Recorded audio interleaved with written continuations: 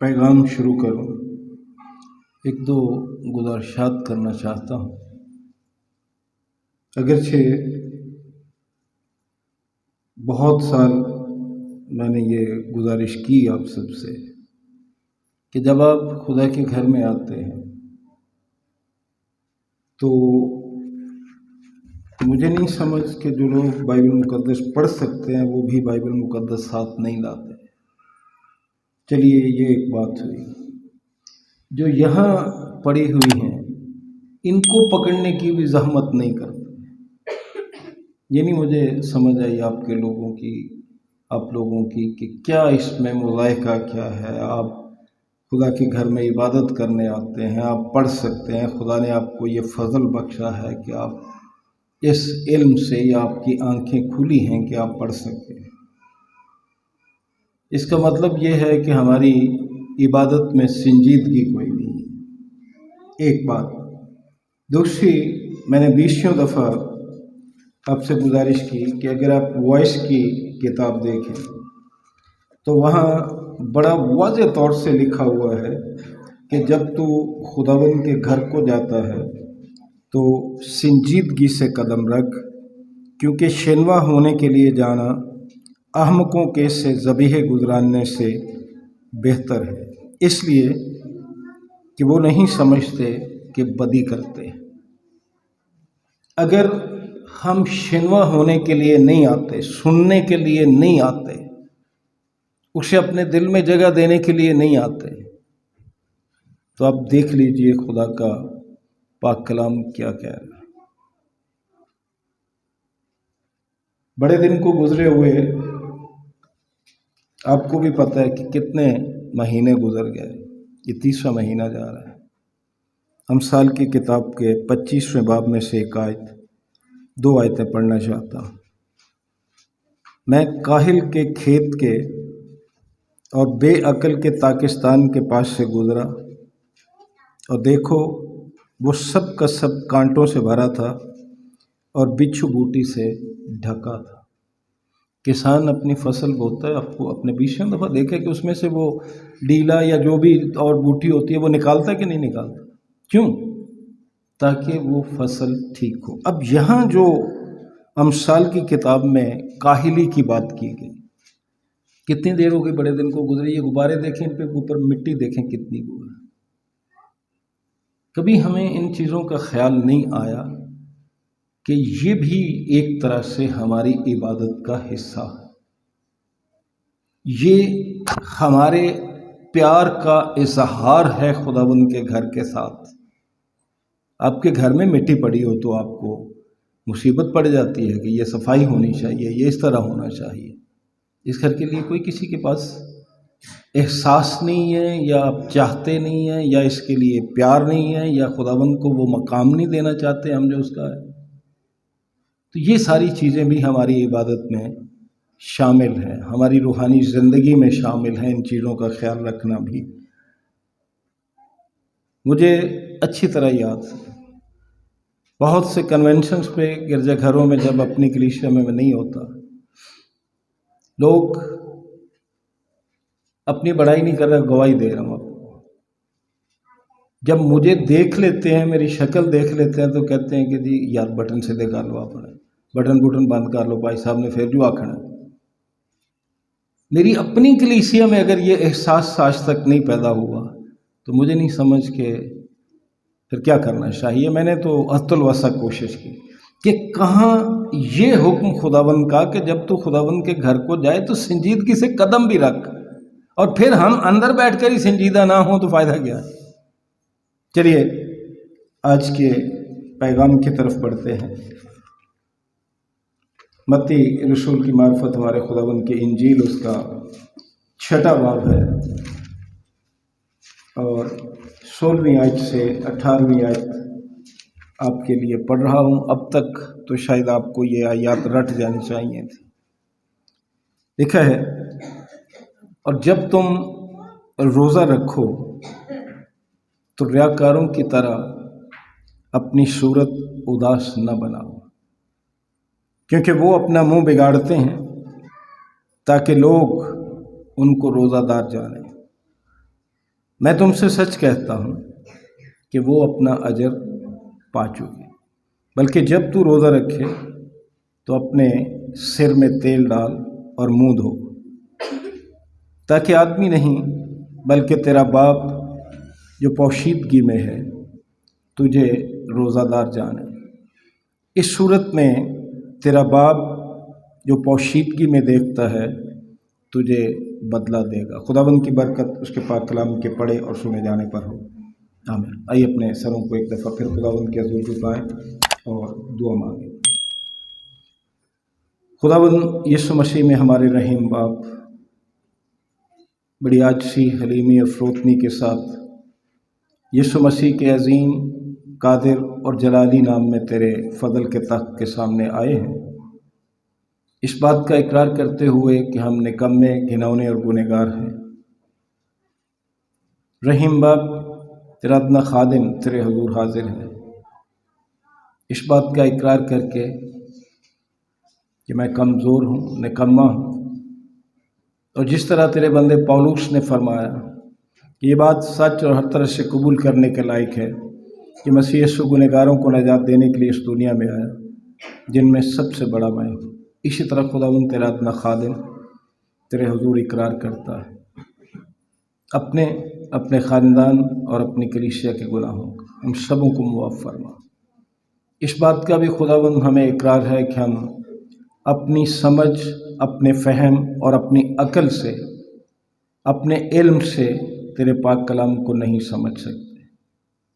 روح القدس کی معموری عطا کر، اور نہ محض تیرے پاک کلام کے سنانے یا سننے والے، بلکہ اسے اپنے دل میں جگہ دے، اس پر عمل کرنے والے بنے۔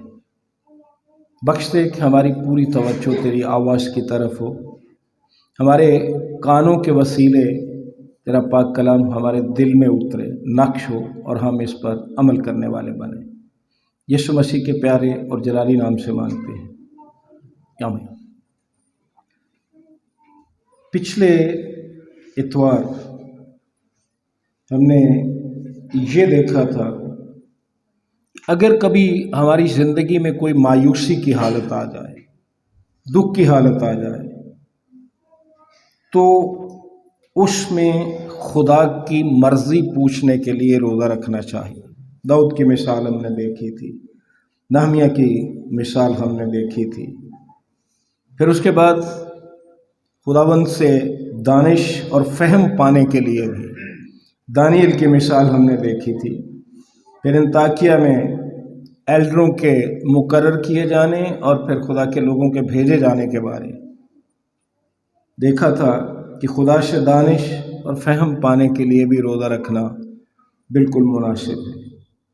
تیسری بات ہم نے دیکھی تھی کہ جب آپ کسی عظیم خدمت یا خدا کی طرف سے جو کام آپ کے سپرد ہوا ہے، اس میں پوری تیاری کے لیے بھی روزہ رکھنا بڑا اچھا ہوتا ہے، مناسب ہے۔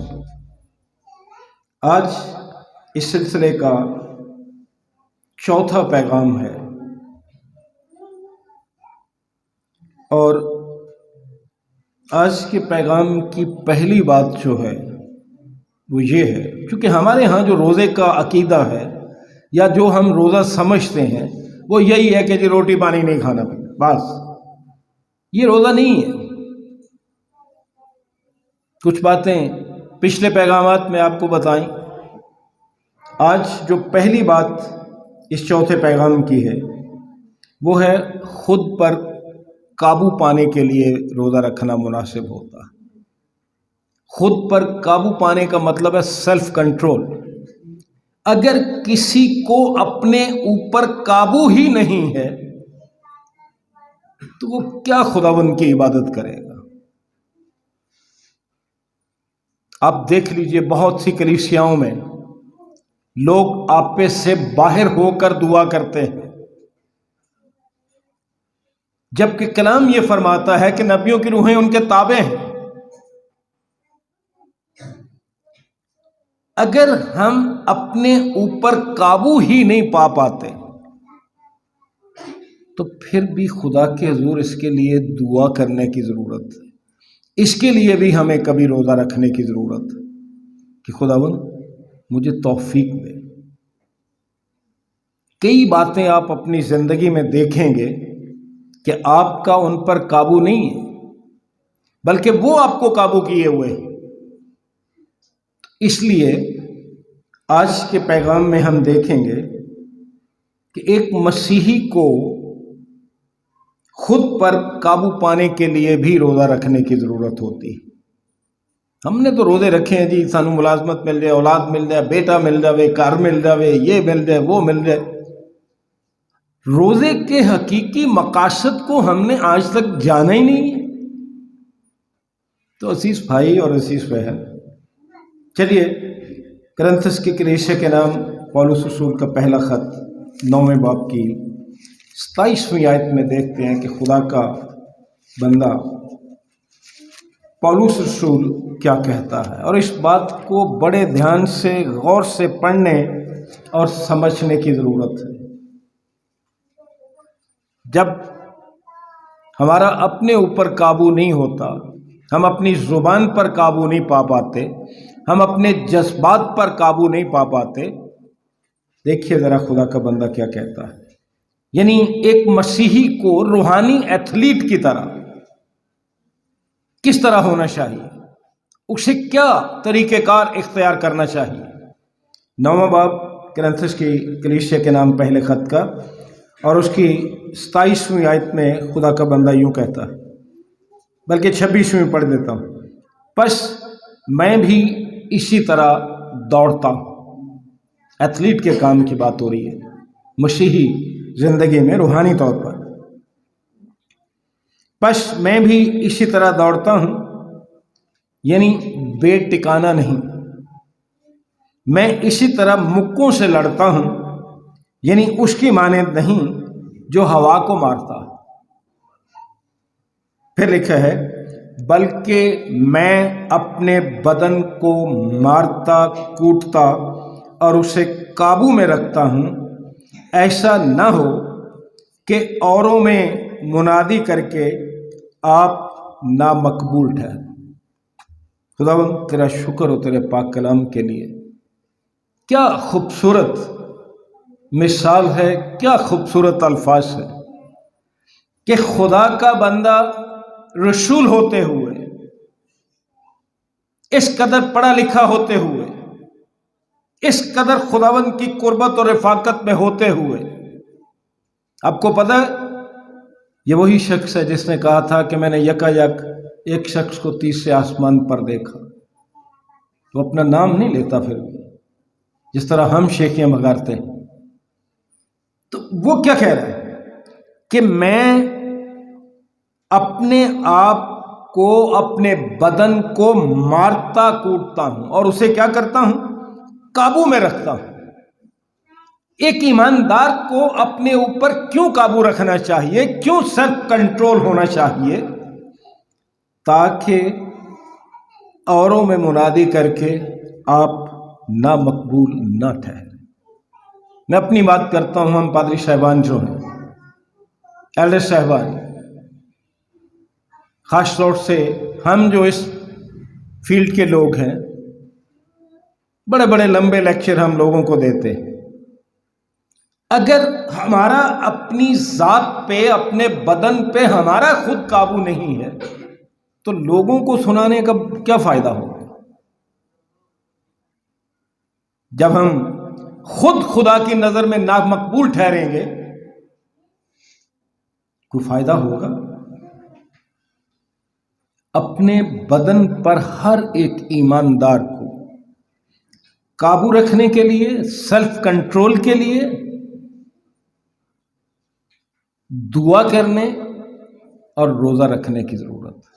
شاید میں یہ اگر کہوں کہ جس طرح بدروحوں کے معاملے میں خداوند یسوع مسیح نے کہا تھا نا کہ یہ دعا اور روزے کے بغیر نہیں جاتی ہے، قسم ایسی بھی ہے، شاید ہماری زندگی میں بہت سے ایسے کام ہیں، بہت سی ایسی باتیں ہیں جو دعا اور روزے کے بغیر نہیں جا سکتی۔ تو رسول کی مثال سے ہم سمجھتے ہیں کہ بعض اوقات اپنے آپ کو قابو میں رکھنے کے لیے ہمیں روزے کی بھی ضرورت ہوتی ہے۔ نہ جانے ہم خادم لوگ کتنی مرتبہ یہ آج پڑھ چکے ہیں، کتنی مرتبہ سن چکے ہیں، سنا چکے ہیں، لیکن جو گہرائی رسول نے آج یہاں پیش کی ہے اس کو شاید ہم نے کبھی سوچا نہیں۔ عزیز بھائیوں اور عزیز بہنوں، جب ہم اپنے آپ پر قابو پانے کی بات کرتے ہیں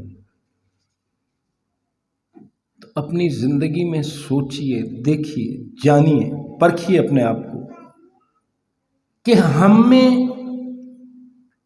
کتنے ایسے لوگ ہیں، ہماری زندگی میں کتنی ایسی عادات ہیں کہ انہیں روکنا ممکن نہیں۔ ہم اپنے آپ کو ان عادات سے روک نہیں پاتے۔ اب آپ کے ذہن میں شاید یہی اور آ رہا ہوگا کہ اگر کوئی شراب پیتا ہے تو وہ اپنے آپ پر قابو نہیں رکھتا، اسے شراب پینے کی عادت ہے، چونکہ وہ شراب پیے گا، اس کا بدن مانگے گا۔ اگر کوئی اور نشہ کرتا ہے تو اسے اس کی عادت ہوگی، وہ اپنے آپ پر قابو نہیں رکھ سکے گا جب تک کہ اسے وہ چیز نہ ملے۔ بعض اوقات ہمارے اندر کچھ چیزوں کے لیے ایسی تڑپ پیدا ہو جاتی ہے کہ ہمارا بدن ان کے بغیر رہ ہی نہیں سکتا۔ دراصل جب ایسی حالت ہو جائے تو ہم اپنے آپ کو ان چیزوں کا غلام بنا لیتے ہیں۔ اگر کسی کی لڑائی جھگڑے کی عادت نہیں جاتی تو اس کا مطلب ہے وہ اس عادت کا غلام ہے۔ اگر کسی کی نشے کی عادت نہیں جاتی تو اس کا مطلب یہ ہے کہ وہ اس عادت کا غلام ہے۔ اگر کسی حشر بوکس کی، جیسے کہ ہم اتنے اتوار سے پڑھ رہے ہیں، تو پھر اس کا مطلب یہ ہے کہ ہم ان عادات کے غلام ہیں۔ ضروری نہیں ہے کہ ہم نشے والی چیزوں کی طرف ہی سوچیں کہ ہم ان عادات کے غلام ہیں۔ اس میں گالی گلوچ بھی شامل ہے، عیب جوئی بھی شامل ہے، روحانی زندگی نہ گزارنا بھی شامل ہے۔ تو عزیزو، ایسی عادات سے، ایسی باتوں سے کنارہ کشی بہتر ہے کہ ہم ایسی عادتوں کو ترک کر دیں، ایسی عادات کو چھوڑ دیں۔ اور اگر ہم عقل مندی سے روزہ رکھیں تو کوئی عادت بھی ہمارے لیے زنجیر نہیں بن سکتی۔ پیچھے بھی ہم نے غور کیا تھا کہ ہم بہت سی زنجیروں میں جکڑے ہوئے ہیں، بہت سے جوؤں میں بندھے ہوئے ہیں۔ اگر ہم خدا کے کلام کے مطابق روزہ رکھیں، جیسا روزہ خداوند چاہتا ہے، تو پھر کوئی عادت ہمیں اپنا غلام نہیں بنا سکتی۔ ہم کسی عادت کی زنجیر میں جکڑے نہیں جا سکتے۔ اور کوئی بھی عادت، آپ جس عادت کا چاہے ذکر کر لیں، کوئی بھی عادت ایسی نہیں ہے جو ہماری زندگی پر حکمرانی کرے اگر ہم خداوند کے تابع ہو کر دعا اور روزے کے ساتھ اس سے کنارہ کرنے کی کوشش کریں۔ روٹی پانی زندگی میں نہ کھانا کو روزہ ہے؟ ان عادات کو بھی ترک کرنے کی کوشش کریں۔ جس طرح آپ روزے کے دوران روٹی پانی کو ترک کرتے ہیں، چھوڑتے ہیں، اسی طرح اپنے آپ پر قابو پانے کے لیے ان عادات کو بھی چھوڑیں، ان کو بھی ترک کریں۔ شادی بیاہ کی رسمیں دیکھ لیجئے، عقیقے کی رسمیں دیکھ لیجئے، اپنے برتھ ڈے کی رسمیں دیکھ لیجئے۔ جب سالگرہ مناتے ہیں، اپنی ہو یا بچوں کی ہو، کوئی خوشی کا موقع آ جائے تو ہماری خوشیوں کا ہم پر کنٹرول ہوتا ہے۔ بات کو غور سے سن لیجئے، ایسے مواقع پر ہماری خوشیوں کا ہم پر کنٹرول ہوتا ہے۔ اور اگر ہم خدا کے حضور دعا میں جھک کر روزہ رکھیں تو پھر خوشیاں ہمارے کنٹرول میں ہوں گی کہ کیا کام کرنا ہے اور کیا نہیں کرنا۔ ناچن شرابیں ہمارے پروگراموں میں چلتی ہیں تو اس کا مطلب یہ ہے کہ ہماری خوشیوں پر ہمارا کنٹرول کوئی نہیں ہے، بلکہ ہم انہیں خوشی سمجھ کے اپنے آپ کو ان کے غلام بنائے ہوئے ہیں۔ عزیزو، روزہ اور دعا ہمیں اپنی خواہشات سے کے غلام بننے سے، خواہشات کے غلام بننے سے بچنے میں مدد دے سکتا ہے اگر ہم خداوند کے تابع ہو کر روزہ رکھیں، اور روزے کے ذریعے خواہشات کے غلام بننے کی عادت پر قابو پایا جا سکتا ہے۔ خداوند سے دعا ہے کہ وہ عادات جو ہماری زندگی میں خداوند کو پسند نہیں، جن کے ہم غلام بن چکے ہیں، ان کے لیے دعا اور روزے میں جھک کر ان سے چھٹکارا پانے کی کوشش کریں۔ دوسری بات آج کے پیغام کی کہ روزہ دوسروں پر محبت ظاہر کرنے، جسے ہم رحم بھی کہہ سکتے ہیں، ترس کھانا بھی کہہ سکتے ہیں، ہماری مدد کے لیے مناسب ہے۔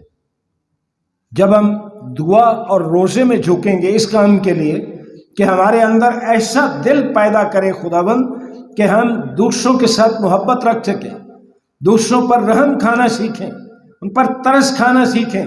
اگرچہ حقیقی رحم اور ترس کا منبع تو خدا ہی ہے، لیکن اس کے لوگوں کے اندر بھی یہ بات پیدا ہونی چاہیے، دوسروں سے محبت رکھنا اور رحم کرنا، ترس کھانا۔ زکریا کی کتاب کا 7واں باب ہم نے پڑھا تھا، ایک دو آیات آپ کے لیے پھر پڑھنا چاہتا ہوں اس سلسلے میں۔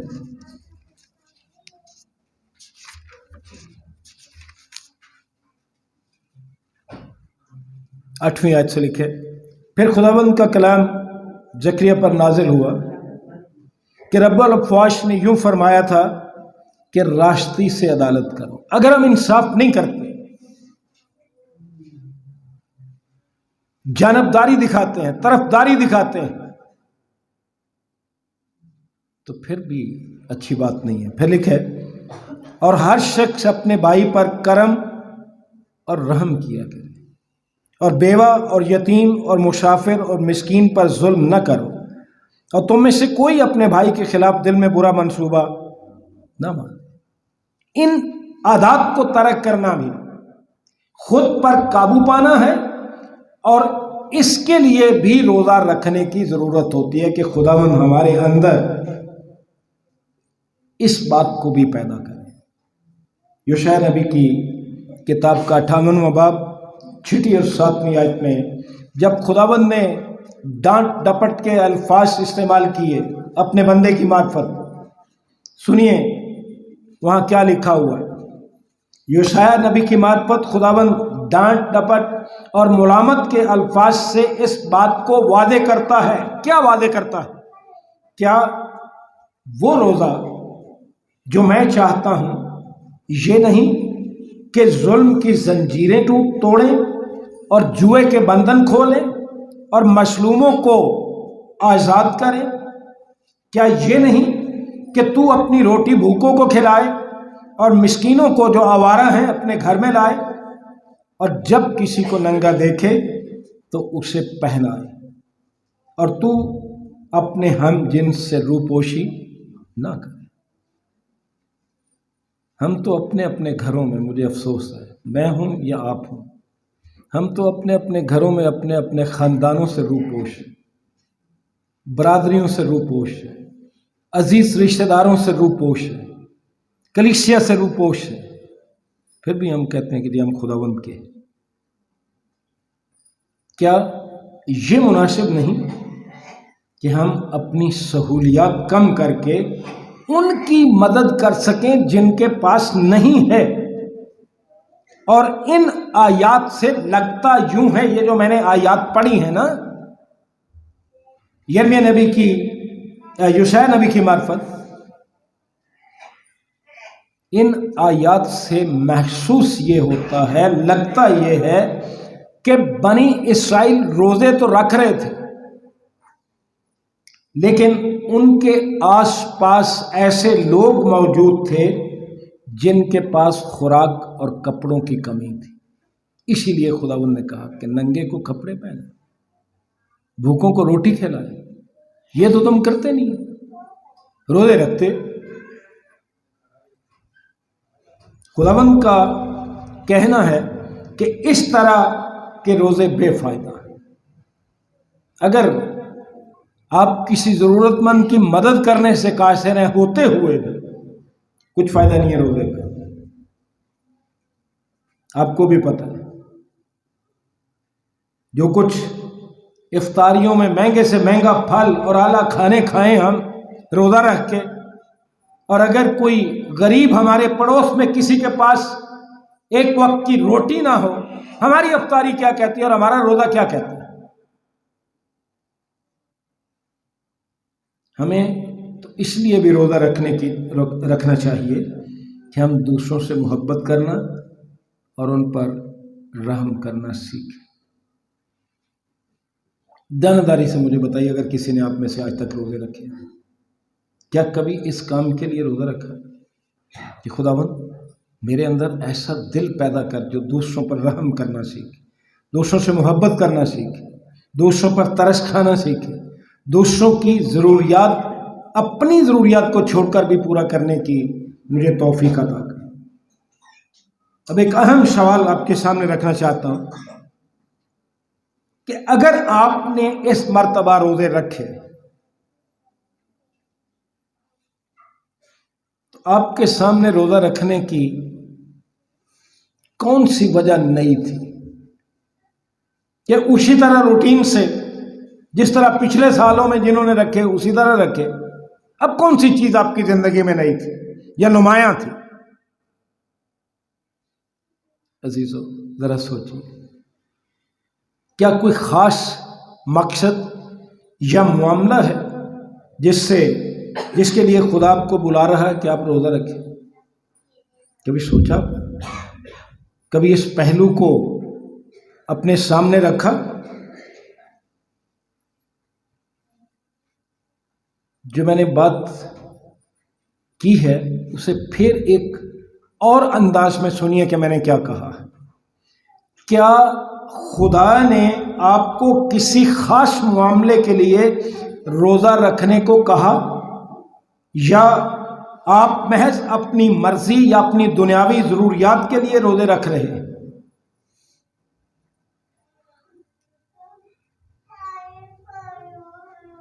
تیسری اور آخری بات آج کے پیغام کی آپ کے سامنے رکھ رہا ہوں کہ روزہ رکھنے سے پہلے روزہ رکھنے والے کو فیصلہ کر لینا چاہیے کہ وہ کس قسم کا روزہ رکھے گا۔ چند ایک مثالیں کلام مقدس میں سے آپ کے سامنے رکھنا چاہتا ہوں۔ بعض لوگ جزوی روزہ رکھتے ہیں۔ جزوی کا مطلب ہے کہ وہ مکمل طور سے کھانے پینے سے پرہیز نہیں کرتے۔ مثلا پانی پی لیتے ہیں، کھانا نہیں کھاتے۔ میری اپنی زندگی کی یہ گواہی ہے کہ میرے والد صاحب کو 65 کی جنگ میں پکڑ لیا گیا، 7 دن تک انہوں نے روٹی نہیں کھائی، پانی پہ گزارا کرتے۔ کہتے نہیں میں نے خدا کے حضور یہ منت مانی یا روزہ رکھا، جو بھی تھا میں نے 7 دن تک روٹی نہیں کھائی، پانی پہ گزارا کیا۔ چلیے یہ تو ایک دنیاوی مثال ہے۔ جزوی طور پر جب ہم روزہ رکھتے ہیں تو کسی کو جو بھی روزہ رکھتا ہے یہ دیکھنا ہوگا کہ وہ کس قسم کی خوراک سے پرہیز کرے۔ کلام مقدس میں سے آپ کو مثال دے رہا ہوں، اپنی طرف سے نہیں کہہ رہا۔ دانیل کی کتاب کے پہلے باب میں ہم دیکھتے ہیں کہ 4 عبرانی نوجوان جو تھے، شدرک، میشک اور عبدنجو اور دانیل، یہ 4 عبرانی نوجوان جو ہیں، انہوں نے ایک فیصلہ کیا کہ ہم صرف ساگ پات، اور اب ہمارے ہاں جو ساگ پات لیتے ہیں نا کہ پالک ہو گئی یا ساگ ہو گیا، یہ نہیں مطلب۔ وہاں پہ اگر ان چیزوں کا غور سے مطالعہ کیا جائے اس آیت کا، تو سبزیاں بھی مراد. چلیے ہم کہتے ہیں کہ وہ صرف ساگ پات کھائیں گے اور پانی پئیں گے. یہ فیصلہ تھا ان چاروں نوجوانوں کا، صدرک، میشک اور عبدالنجو کا. پہلے باب کی 12ویں آیت میں خدا کے پاک کلام میں یہ لکھا ہے. سن لیجئے کیا فیصلہ تھا ان خدا کے لوگوں کا. دانیل کی کتاب کا پہلا باب اور اس کی 12ویں آیت.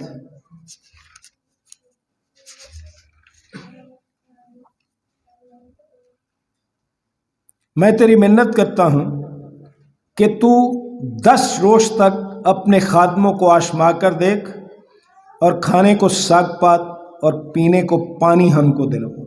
اس کے علاوہ ہم کوئی خوراک نہیں کھائیں گے. یہ بھی ایک روزہ تھا. باقی چیزوں کو ترک کر دیا. صرف ساگ پات کھائیں گے اور پانی پئیں گے. یہ روزہ جو ہے نا، اس طرح کے روزے کو اکثر دانیل کا روزہ بھی کہا جاتا ہے کہ کوئی اور چیز نہیں کھائیں گے، ساگ پات اور پانی کھائیں گے اور پانی پئیں گے. بہرحال ہمارے سامنے کلام مقدس کی اور بہتری مثالیں ہیں جہاں کچھ بھی نہیں کھایا گیا، جزوی روزہ نہیں رکھا گیا، مکمل طور سے روزہ رکھا گیا. ہمارے نجات دہندہ خداوند یسوع مسیح کی مثال، جسے لوگ، میں نے پچھلی دفعہ بھی کہا تھا کہ فاقہ کہتے ہیں، اسے فاقہ کہو نہ کہو، روزہ کہو نہ کہو، ایک بات طے ہے کہ 40 دن اور 40 رات مسیح نے کچھ کھایا پیا نہیں. پھر خدا کے بندے موسیٰ کے بارے خروج کی کتاب میں 34ویں باب میں بتایا گیا 40 دن اور 40 رات کچھ نہیں کھایا. ایلیا کے بارے پڑھے تو خدا کے فرشتے نے کہا اٹھ کھا پی، اور اسی کھانے پینے کے وسیلے سے 40 دن تک، اس کے بعد اس نے کچھ نہیں کھایا. 40 دن اور 40 رات کچھ نہیں کھایا. آشتر کا ذکر ہم نے پچھلے پیغامات میں کیا تھا. اس نے 3 دن اور 3 رات کچھ نہیں کھایا پیا. بہرحال مقصد میرا بیان کرنے کا یہ تھا کہ بعض نے خوراک اور پانی دونوں سے پرہیز کر کے روزہ رکھا، نہ کھایا نہ پیا، اور بعض نے جزوی طور پر روزہ رکھا. اس نقطے کا دوسرا پہلو یہ ہے کہ روزہ رکھتے وقت لازم ہے کہ روزہ رکھنے والا یہ بات یاد رکھے کہ روزہ محض کھانا پینا ترک کرنا نہیں، بلکہ یہ کسی بڑی چیز یا بڑے مقصد کے لیے ترک کیا جانا چاہیے. اور وہ مقصد اور سب سے بڑا مقصد خدا کے علاوہ اور کوئی ہو نہیں سکتا. اولاد، کاروبار، گھر یا کوئی بھی چیز جو ہے خدا کے مقابلے میں نہیں آ سکتی. خدا کے لیے اس مقصد کو جاننے کی کوشش کی ہے کہ خدا کے لیے ہم یہ چیزیں ترک کریں. لہذا اب ایک اور پہلو جو یہاں سے نکلتا ہے، جو روزہ رکھنے والا ہے یا والی ہے، اسے اس بات کو بھی یاد رکھنا ضروری ہے کہ کھانے پینے کا وقفہ جو ہے، مثال کے طور پر ایک مزدور کام پہ جاتا ہے، وہ دوپہر کو 1 گھنٹے کی چھٹی کرتا ہے، کھانے پینے کے لیے کرتا ہے. اب آپ نے اگر روزہ رکھا ہوا ہے تو کبھی آپ نے سوچا کہ وہ گھنٹہ آپ کس کام کے لیے استعمال کریں گے؟ کیا وہ گھنٹہ ہم خدا کے لیے استعمال کر سکتے ہیں؟ اس کی قربت میں، دعا میں، اس کی شکر گزاری میں، اس کی رفاقت میں. دیکھنا یہ ہے کہ یہ وقفہ جو ہے ہم خدا کے لیے استعمال کریں گے یا اپنے لیے. روزہ رکھنے والے کو یہ وقت دعا، خدا کی عبادت، کلام مقدس کے مطالعے اور خدمت کے دیگر کاموں میں صرف کرنا چاہیے۔ خداوند کرے کہ ہماری زندگی میں وہ روزہ نظر آئے جب کبھی ہم روزہ رکھیں جو خداوند چاہتا ہے۔ محض 24 گھنٹے بھوکے رہنے سے کچھ فائدہ نہیں ہو۔ ہاں البتہ اگر کسی کا وزن زیادہ تو شاید اس کا کام ہو جائے، لیکن روحانی طور سے اس کو کچھ فائدہ نہیں ہو سکتا۔ اور اگر وزن ہی کم کرنا تو اور بہت سی چیزیں ہیں جن سے کیا جا سکتا ہے۔ بات تو روحانی زندگی کی ہے، بات تو خدا کے ساتھ رفاقت کی ہے۔ آئیے آج خداوند کے حضور یہ وعدہ کریں کہ خداوند جب کبھی بھی ہم روزہ رکھیں گے، ہم اس بات کے لیے بھی روزہ رکھیں گے کہ ہم اپنی زبان پر، اپنے بدن پر قابو پا سکیں۔ سیلف کنٹرول کے لیے ہم روزہ رکھیں گے اور دعا کریں گے۔ خداوند ہمیں فضل بخش کہ ہم دوسروں کے ساتھ محبت کا اظہار کرنے کے لیے، رحم اور ترس کھانے کے لیے ہم روزہ رکھیں۔ خداوند کرے کہ ہم روزہ رکھنے سے پہلے یہ فیصلہ کریں کہ ہم کس قسم کا روزہ رکھیں گے اور کیوں رکھیں گے، اس کے مقصد کو بھی جانیں۔ خداوند اب سب کو برکت بخشے، اسی انداز سے، اسی طور سے خداوند آپ سب کو روزہ رکھنے کا فضل بخشے جس میں خدا خوش ہو، جس میں خدا کی خوشنودی ہو۔ ہمارے مقاصد نہیں بلکہ روزے اور دعا کے وسیلے ہماری زندگی میں خدا کے مقاصد پورے ہوں۔ آمین۔ آئیے دعا مانگیں۔ خداوند مسیح یسوع میں ہمارے رحیم باپ، تیری شکر گزاری کرتے ہیں تیرے پاک کلام کے لیے جو تو نے اپنے نبیوں، رسولوں اور مقدسین کی معرفت ہم تک پہنچایا۔ یہ تیرے منہ کی باتیں ہیں جو سدا قائم رہتی ہیں۔ بخش دے کہ جو کچھ ہم نے تیرے پاک کلام میں سے سیکھا اس پر عمل کرنے والے بنے، 100 گنا پھل لائیں، نہ محض اپنی ذات تک محدود رکھیں بلکہ دوسروں تک بھی پہنچا سکیں۔ تیری پاک مرضی سے روح القدس کے تابع ہو کر اپنی زندگی میں ان عادات پر قابو پانا سیکھیں جو ہمیں اپنی زنجیروں میں جکڑے ہوئے ہیں، جو ہمیں اپنا غلام بنائے ہوئے ہیں۔ بخش خداوند کہ اپنی زندگی کے ایک ایک پہلو میں، خاص طور سے جو کچھ ہم سیکھ رہے ہیں، دعا اور روشے میں بھی تیری پاک مرضی کو اول مقام دے۔ تیرے مقاصد ہماری زندگیوں سے پورے ہیں۔ اس پیغام پر عمل کرنے کی توفیق عطا کر۔ ہماری زندگی سے ہر وہ بات، کام اور خیال دور ہو جائے جس کے ہم غلام بنے ہوئے ہیں۔ تجھ میں آزادی پائیں کیونکہ تیرا بیٹا اسی لیے آیا تھا۔ تیرا کلام ہمیں آزاد کرتا ہے، سچائی ہمیں آزاد کرتی ہے۔ وہ ہمیں غلام کی غلامی سے آزاد کرنے کے لیے آیا اور اسی بات کے لیے اس نے صلیب پر اپنی جان قربان کر دی۔ بخش دے کہ ہم جان لیں کہ اب گناہوں کی کوئی قربانی باقی نہیں ہے۔ اپنے آپ کو تیری پاک مرضی کے تابع کر دے، اپنی زندگی میں تجھے اول مقام دینا سیکھ۔ عبادت کے باقی حصے میں ہماری مدد فرما، یسوع مسیح کے نام سے۔